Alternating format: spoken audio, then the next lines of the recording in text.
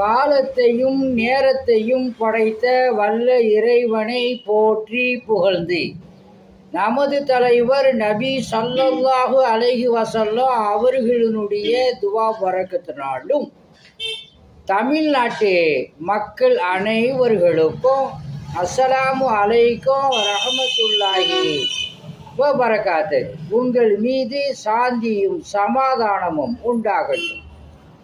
இந்த வீடியோவை சப்ஸ்கிரைப் செய்து கொள்ளுங்கள், லைக்கும் போடுங்க.